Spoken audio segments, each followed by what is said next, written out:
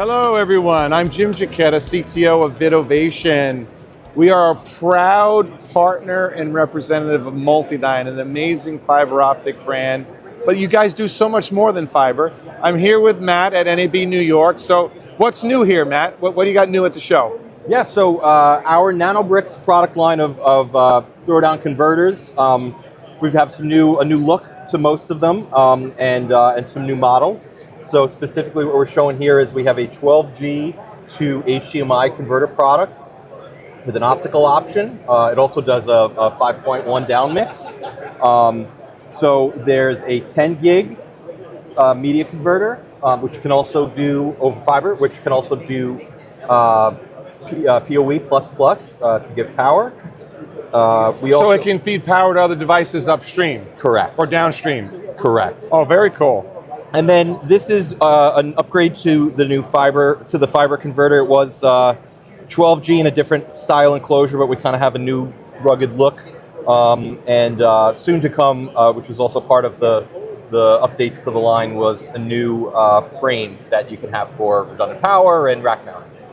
Oh, so you can mount your little throwdowns, your little NanoBricks into a common chassis with does that have redundant power, like dual power? That's correct. Oh, very cool, very Yes. cool. That's cool. So that's the NanoBricks. Okay. Yeah, I'll come around this way. Next, I'll show you, we have a product line called the VersaBricks. It's called the VB series. And this is a line of highly customizable signal transport over fiber. Highly configurable, meaning you could tell us what signal you need, combination, and we can mix that and it'll all come out over a single mode fiber. We have different box sizes. So we have a 2-card slot that's not shown here, a 4-card, 6 cards, and this one will do 10 cards. And again, the combination of signals, whatever your application calls for, we can put that together and it'll all come out over one fiber, ST, LC. We also have options for Neutrik Optical Con or LEMO, where we can actually power the unit remotely, and then even give, if it's going to a camera or an accessory, we can give power to that as well via PoE or 12 volt like DTAP or like 2.5 millimeter connection. If I recall, you guys have a really cool wizard on your website, right? So yes. you pick the size of frame you want, and then you can decide the little individual cards, right? They're plug-in cards. Correct. It's not pluggable in the field in this platform. However, the configurator allows you to build the system you need. It'll show you for a picture manufacturing of the rear I/O. Correct. Okay. So it's pluggable in the manufacturing sense. And one part number then for the units, so that ordering is easy. Oh, so you give it a unique SKU, so when I need to order it again, it'll always be that part number. Saved. And easier for you to track if you ever need to send it in for a repair or anything. You'll have just one part number to simplify that. Very cool. That also would include a button to push if you want to get pricing. It'll go to the appropriate regional salesperson. Awesome, awesome, awesome. So we're kind of moving into another product. This is called the VersaFrame or the VF 9000. Similar concept, but it's a frame that has the optics actually external. So the power there gives you the ability to change signal directionality or how your fiber count works. So for example, today you could do 36 channels over 2 fibers. Tomorrow you could do 20 send, 18 receive over 36 fibers. And that's just as simply as using swapping the SFPs, the transmits, with the receives on the opposite side. And then as far as the fiber count goes, you can either plug in fibers directly if you want to do like a video per fiber, or you can get a model where there's either 1 or 2 18-channel multiplexers built inside. So then you just easily route the fibers from the SFPs into the multiplexer, and they come out on 1 or 2 common fibers. Yeah, I think you were telling me earlier, like, so the SFPs, everyone thinks of optical SFPs. So you could do like a dual transmit SFP, a dual receive, transmit, receive, or they make copper. They even make copper. Mini SDIs, right? On absolutely. There? Yeah. Absolutely. So, yeah. so you you don't have to go back to MultiDyne to customize it. You just buy the different flavors of SFPs. Nothing proprietary about our optics. So yeah, as long as it's SMPTE compliant. Okay. The other thing I should mention too is all of the copper I/O is on the back, but not just SDI. Even though we do 12G and 3G, we also have HDMI. We can do sync. We can do CVBS analog, and very soon 10 gig Ethernet, 1 gig Ethernet, PoE++, and very soon we'll be able to do audio as well as serial data, cards that are about to be released. Yeah, as a systems integrator, we kind of bridge the broadcast and the Pro AV worlds. Mm-hmm.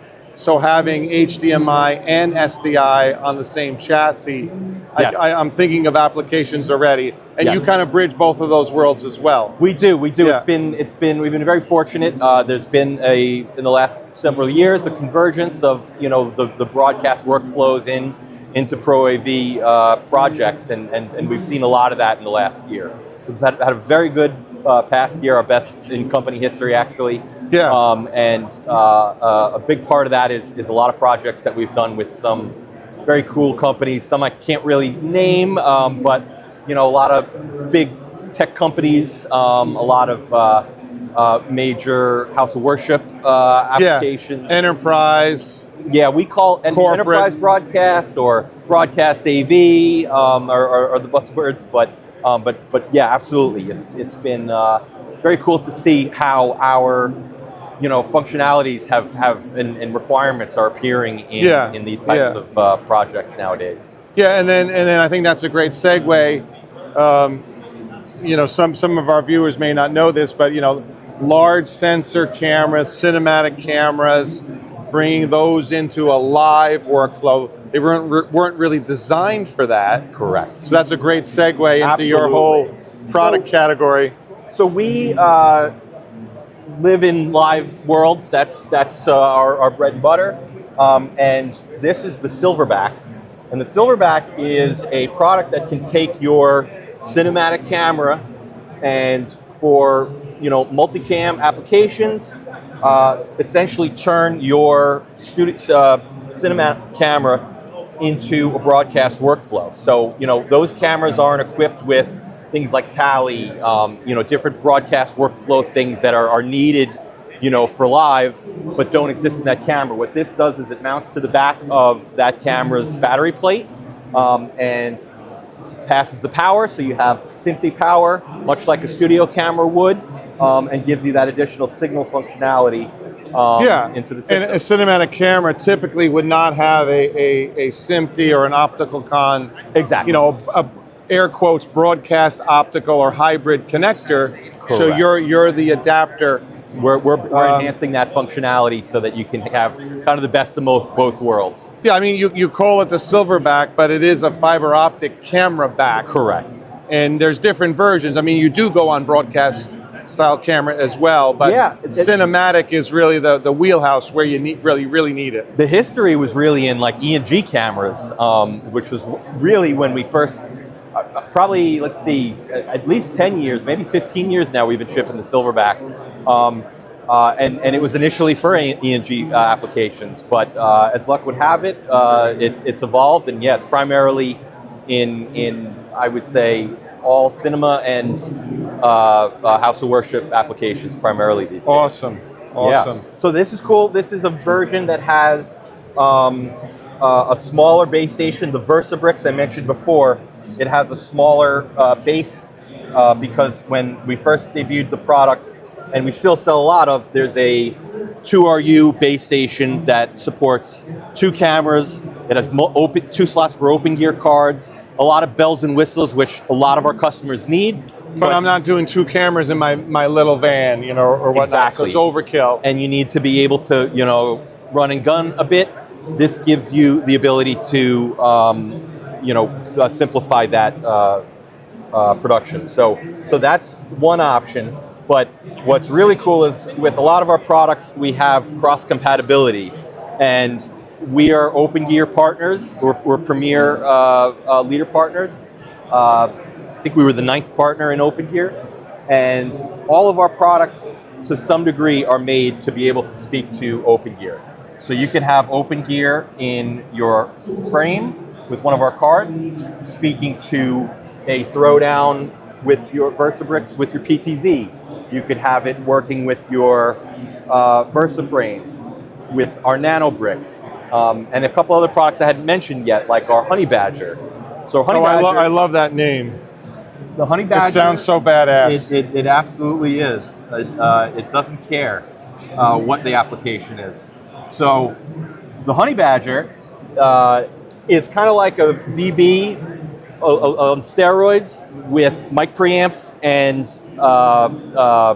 2 to 4 wire converters for 2-wire intercom.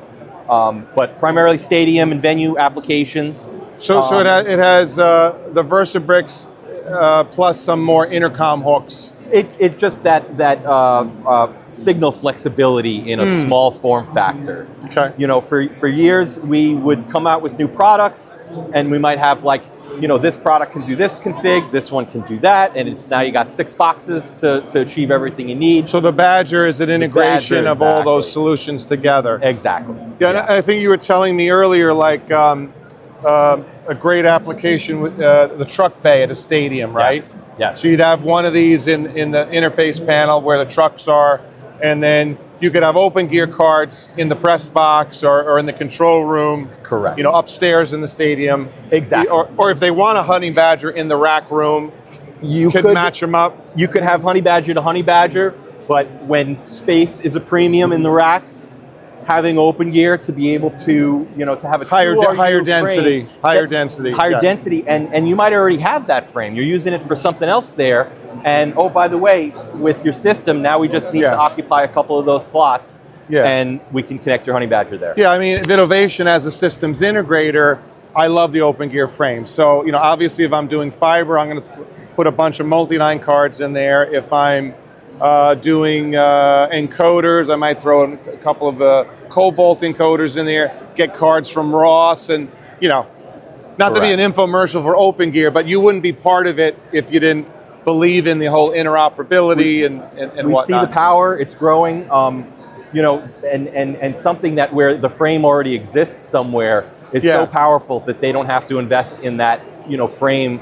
Just knowing that they have to add a couple of our cards because they've already got it is very I mean, powerful. Clients would be like, oh, I got a great brand for you. So I have another a rack that's not interoperable. I got to throw in my rack. I don't have any more real estate, particularly in a truck.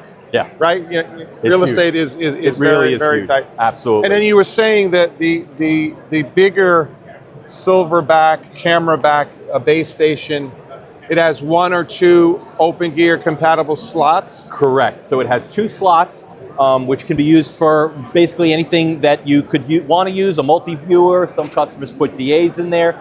But the primary reason that we actually put it in there is because we came out with a 2110 gateway card.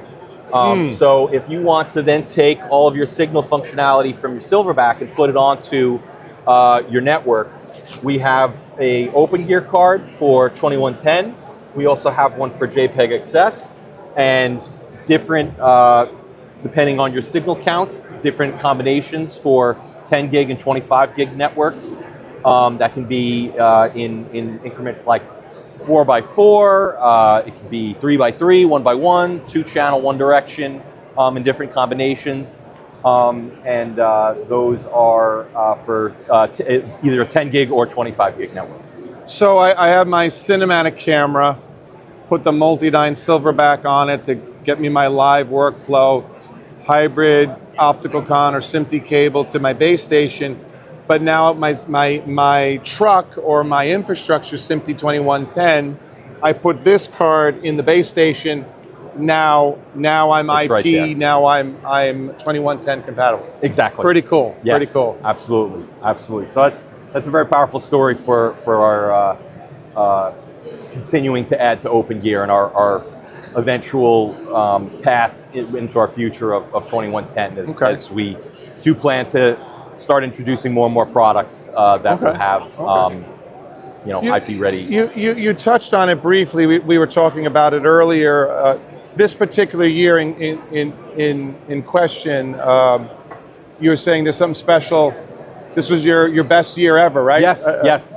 49 years? I said 45. I should know this. Yes, it's yes. 49 years. It is 49 years. Wow. Next year is the big 5-0. So yeah, it's very exciting. I mean, MultiDyne has seen a lot of growth in the last few years. As a matter of fact, every year we've kind of been topping the year before. So it's been a really good ride. But this year in particular is really, really blown up. I mean, we were already having our best year, and we still have a couple months to go and a few more projects to go. If the year ended today, you'd still be your best year. So that's a pretty good position heading into Q4. Absolutely. To be in. Absolutely. Yeah, and Absolutely. then some people were like, well, everything is IP now, but where the camera is, you may not have a IP connection, or what code am I going to use? So do you think it's here to stay that you guys are converting the IP at the base station? You're still going to need a fiber cable, a robust cable. Yeah, I think on where we live, very much on the edge, we're still very much in a bit of a hybrid world. So, SDI, we're still seeing plenty of customers that need that addressed. We're feeling good about that, but, smart enough to realize that, things are heading in a different direction in some ways. So, we'll continue to service our customers with our current solutions. But, the more we grow, the more we're expanding in our offerings. Well, I mean, what do they say? The follow the money, the proof is in the money. There's still a place for this. We try not to wag the dog, we like to look and see where things are headed, and because sometimes things are trends and fads, and who knows.